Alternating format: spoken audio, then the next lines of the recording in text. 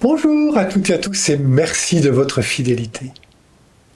En quelques versets, Jésus donne un visage à la communauté de celles et ceux qui le suivent, des hommes, des femmes dont il cite les noms. Ainsi, les femmes qui, selon la coutume du temps de Jésus, ne pouvaient participer aux enseignements des rabbins, sont présentes parmi les disciples de Jésus. Nous savons qu'elles seront les premières témoins de sa résurrection. L'évangile de ce jour nous donne un visage de la communauté qui suivait Jésus. Les 12 et les disciples, hommes et femmes, qui sont devenus au fur et à mesure de la prédication de Jésus des familiers.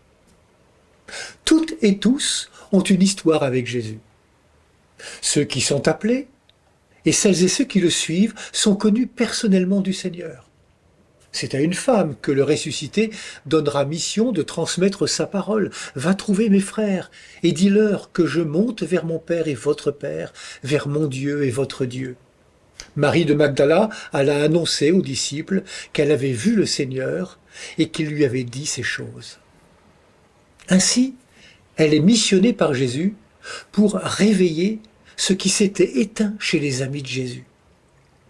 Jésus non seulement ne refuse pas les femmes dans son entourage proche, mais souvent il les défend et pose publiquement des actes qui leur redonnent leur dignité bafouée.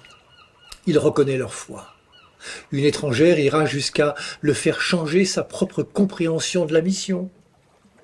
Par son attitude, Jésus surprendra certains disciples hommes quand, par exemple, ils le verront parler publiquement avec une femme qui plus est une étrangère, une Samaritaine. Ces femmes citées comme disciples de Jésus ont d'autant plus d'importance que le contexte dans lequel ont été écrits les textes bibliques était à grande dominance masculine.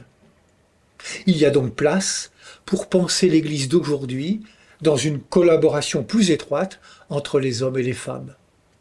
La démarche synodale ne fait que commencer. Bonne journée à toutes et à tous, prenez bien soin de vous et des autres.